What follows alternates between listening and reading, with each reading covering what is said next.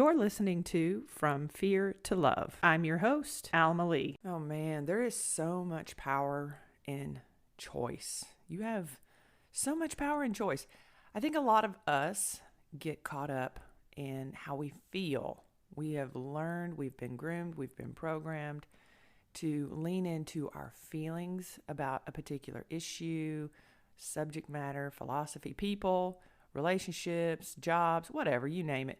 We get caught up in the emotional aspect of how we feel, and we use that so much in how we move through life. If something doesn't feel right, that must be wrong. If something doesn't compute emotionally, well, we need to move in a different direction because obviously that's not working. Here's what I propose today. And the reason that I propose this is because we interpret our environment two different ways. I've probably said it before in other episodes. I'm going to probably beat it up and tell you again and again and again the fact that we interpret our environment two different ways. We interpret the information that we take in either by an emotional means, an account, or logically. We can assert an opinion about a particular issue based on our logical thought process or our emotional thought process. What am I talking about? What is Alma harping on and on and on about today? There is power in choosing. There is power in making a conscientious decision based in logic as a means of moving forward in something that is overtly emotional. Here's what I mean. Take, for instance, you had an argument with your spouse, and let's say that it's one of those issues that is long withstanding. It is apparently something that is consistent in reemerging. It keeps coming up. You guys keep fighting over it over and over again. I've been down that road. I can think of several scenarios where that has taken place in my personal life. So let's consider that. Think about something that is a consistent issue, okay? Now, granted, it is an emotional issue because obviously you wouldn't be thinking about it if you didn't have some type of emotional investment, right? But here's the thing. The problem with that is that if it's not changing and the arguing, the back and forth is not making you feel any better, then you do have the choice in pulling back your energy from that. In other words, how important is it really? Is it really? So I was talking to this individual not too long ago in regards to his inability to forgive himself for an infraction. And we discussed that in our session numerous times. And I asked him, I said, why can't you just let it go? Why can't you just decide to let it go? And he says, well, I still feel guilty. And I said, okay, so you're feeling guilty is what is causing you the inability to move forward from this event, correct? And he was like, yeah, of course. So I said, okay, well, let's look at this from a logical perspective, right? What does your feelings have to do with any of this? And he was like, well, this is how I feel. So I must continue to berate, belittle, disparage, and, self-deprecate myself until my feelings about how I operate in this particular space change. And I said, what if they don't change? Are you going to continue to be self-deprecating, or are you eventually going to get to a point in your life where you actively and logically ascertain that enough is enough? I've punished myself. It is time to move forward. I need to forgive myself. And I think in a way, I think that blew his mind because in his mind, he had been so deeply programmed to believe that as long as he felt bad, then that must mean he is bad. And I think that's what we want to kind of kick off in this episode is understanding the underpinnings of our emotional response to a particular event, as opposed to looking at things more logically. You have an enormous amount of power to choose, and it doesn't mean that you don't need to be accountable for something. If, for instance, like for this individual that I'm talking about, he was struggling with forgiving himself for this infraction where he was constantly beating himself up over it. And I think in the hopes that because of his self-deprecation and because of his self-sabotage and punishing behaviors, that at some point that feeling would go away. But what it does when you engage in self-deprecation, you're not getting rid of the guilt. You're not getting rid of it. You're actually reminding yourself that it still exists. And that's not helpful. That doesn't help you move forward. That doesn't help you grow. The things that help you move out of that space of choosing, you have that power to choose. The things that help you move out of that is accountability, real, effective accountability, and then making a choice. Making a choice, choosing that, standing by it, and moving forward from it. It's the change happens when you choose. And choosing is a logical function. And it can feel very disconcerting, particularly when whatever event you are choosing to move out of is extremely emotional in nature. We tend to get stuck in patterns simply because it's how we feel about an issue. Think about that. When we feel, that's an emotional response. And we tend to allow those feelings to dictate how we move forward. But then we also stagnate too, because when we get caught up in the emotional response of an issue, of the feeling, it causes us to disallow ourselves to grow. So there's power in choosing. You have that power. You have to be logical in moving outside of something that is holding you back from your healing, from your growth, from your evolution. If you are stuck in a place of turmoil because you feel like you owe it to yourself as punishment to stay there, then you really need to look at it logically. Do you want to move out of it? A big part of this, too, comes from the fact of, do you think you deserve to evolve out of it?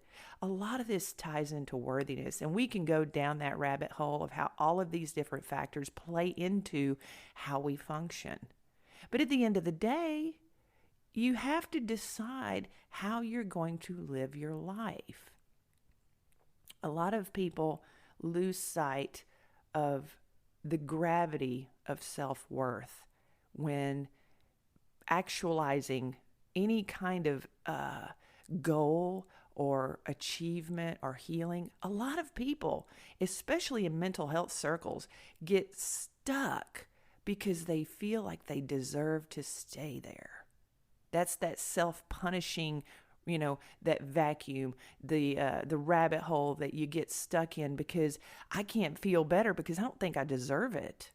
So what I want to communicate with you today is that you got to figure out whatever the hell it is about you, about your psyche, about what you have done, experienced, what you think about yourself, and you got to sit down, pen and paper, get that journal out, and write that out.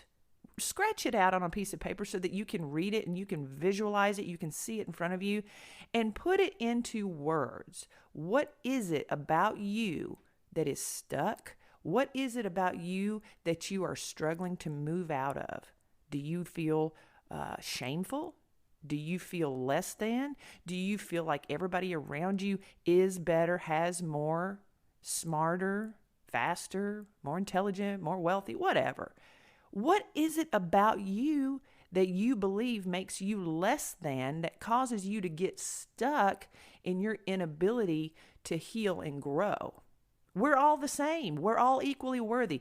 The only person that can erode your value is you. I can't do anything to make you less worthy. I can make you feel less worthy if you allow it. If I say things to you that are disparaging, that are insulting, that are disrespectful, as an outside voice, if you give me that power, sure. And it happens all the time. But you can choose to not listen to me. You can choose to be sick and tired of being sick and tired.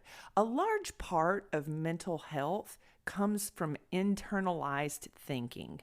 I can't, as a therapist, change any client's mindset myself. I can't put my hands in someone's brain, massage it into health, and change their life by sheer merit of what I do as a therapist. All I can do is engage you from a space of understanding with some skills and some information, and maybe kick you in the teeth a little bit to show you that you have all this power. You probably don't even know it, but that's the point of listening to this. That is the point of understanding that you are the one person that gives a damn about you. You get to choose. You. Think about that. Think about how incredibly powerful that is. I can't do that for you. Your spouse, your partner, your children, your colleagues, your family, your siblings, your neighbor. Nobody else can do that for you. And why would they? They've got their own stuff in front of them to handle. That's like asking you to help them. We're all trying to grow and do better and find that joy. Aren't we? Aren't you? Don't you want to feel better? And I think maybe my purpose, a big part of my purpose at least, in vocalizing my mentality, my attitude, my goal to reach the masses is basically just to give you permission to do it. I'm not doing anything for you. I'm just over here saying, hey, you can, okay? It's important to identify where you're stuck, figure out what it is that's making you feel like crap all the time. And it could be, most of the time, it's our own philosophies, our own internalized dialogue, that internal voice that tells us, when we wake up in the morning, we look in the mirror, we're brushing our teeth, and we're like, telling ourselves awful, horrible, nasty things. You have the power to choose to stop doing that. That is ineffective to you achieving greatness. That is ineffective to you and your healing journey. You can choose right now, while you're listening to this, to start to believe healthier, better, more productive mindset and attitudes about yourself and about your worthiness, and move forward. And it's going to feel weird. It's going to feel so weird. It's the same thing as trying on an outfit that you might not necessarily pick for yourself and looking in the mirror and thinking, well, it's not what I would have chosen, but I'll try it out. You know what? Fake it till you make it. Fake it till you make it. Because the thing is that until you try something, you're not going to know what the hell it's going to feel like anyway. So why not give it a chance? Why not choose to think better about yourself? Why not choose to say, I am going to forgive myself today. I am going to be accountable for my shortcomings. I'm going to make all the efforts I can to apologize to any individual that may have been adversely affected by my interaction or my behavior. Put that out there into the universe, make that known, communicate that, allow whatever feedback, negative or otherwise, to come to you, accept it, and move the hell on. Choose to move the hell on from it, because you're the only person that can decide to do that. And it's something that's just not, it's not intrinsically groomed within us from childhood to learn how to forgive ourselves. We get told to do it, but we don't really get guidance on how that's supposed to happen or what it looks like. So it comes from choosing. You just have to choose. You just have to decide that this is the path that you're going to embark on. You have to understand that you deserve to live a better existence. And part of that comes from changed behavior. Part of that comes from accountability. Part of that comes from the understanding that in order for you to maintain this course of action, that you have got to put forth a vision of what you want your life to look and feel like. And man, it's awesome when you do that. It is so awesome. When you believe that you deserve to achieve greatness, you can and will achieve greatness. And not only that, but the light that you emit from your vibe when you elevate will draw similar energies into your circle. And yeah, you'll notice that old energies will start to die off and kind of slough off and go away. You'll have less contact with people that don't want to do that work, that don't want to achieve, that don't want or are not ready to grow because they're not listening to this episode. But seriously though, there's going to be change. It's going to be uncomfortable. It's going to be weird, but it's worth it. Don't you think? Don't you want to exist in a space in this life where when you wake up in the morning that you're not looking in the mirror and seeing a disgusting slob of a human being, but instead you're standing there brushing your teeth and you smile at yourself and you see someone that you're proud of because you choose to be proud of? Because you see someone in that mirror that deserves love, that deserves respect, that deserves good things, that deserves joy, that deserves reciprocity of validation, and deserves to be able to self-gratify as opposed to moving through life consistently trying to seek out the validation and the gratification in relationships with other people. That you get that from yourself first. That you choose, you decide to move into that headspace. And let me tell you what, you will glow like a disco ball and, moths to the flame. So you're going to have to learn to be very mindful of the energies that are around you because people need that, people want that, and they lean into it. Just like, you probably have, I know I have, but you have the ability, you have the power to choose to become that very essence. It's amazing once you realize what you're powerful, what you're capable of doing, and how much power you have just simply in choosing to live a different life. You have that choice.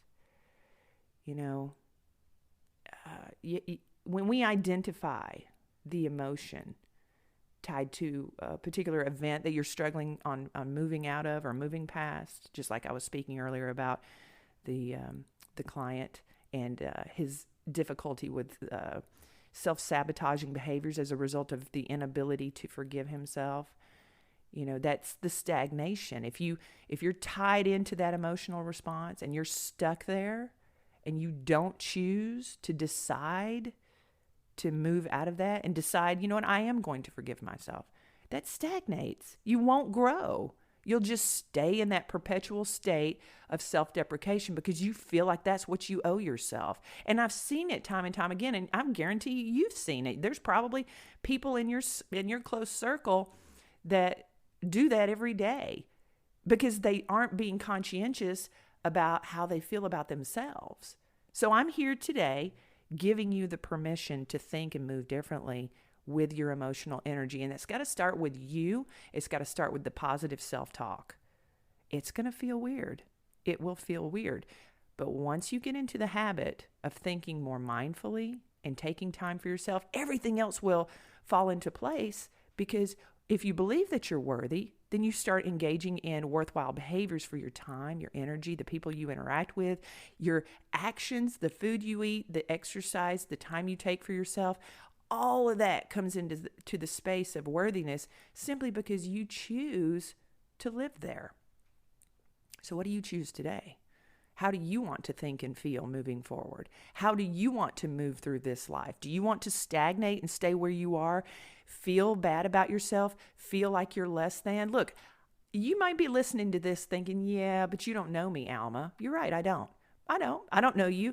But I have worked with the whole gamut, a slice of a whole huge part of the population, people from all walks of life, all backgrounds. And let me tell you this much. I challenge anybody that comes into my space to share their narrative with me. And for me you're not going to shock me. You're not going to shock me. And most therapists would agree that there's not going to be anything that you can tell them that is going to floor them.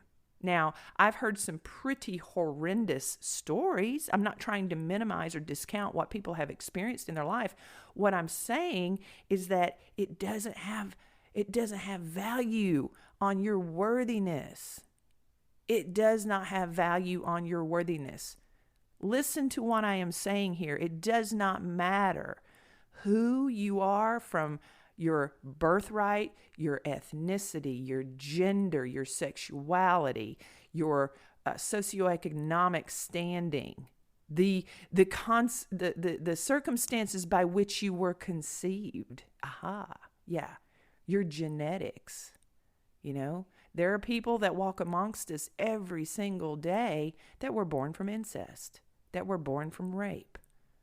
That don't have any clue who their biological family is, that feel lost and alone and isolated and worthless because they don't have people to connect and attach themselves to as a means of finding out who they are. I'm here to tell you that is irrelevant to your value. It is irrelevant to your worthiness. The mere fact that you have oxygen in your lungs and that your heart is beating gives you purpose, and it gives you worth. And you have the power to choose today. You do. So what are you going to do? You're going to choose? You're going to move forward in your purpose and live your life with joy? You can. I'm telling you right now, you can. And I've worked with people who have done it. You can do it.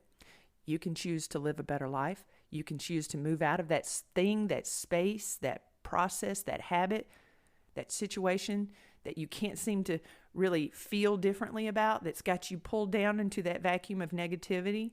Whatever it is, cut it off. You can do that. You have that power. You can decide. You can choose. Choose to move on, let it go, and live your life with joy. Be happy because you're absolutely worth it. All right. From fear to love. This has been an LBM production. Please like, subscribe, and share this show. Thanks for listening.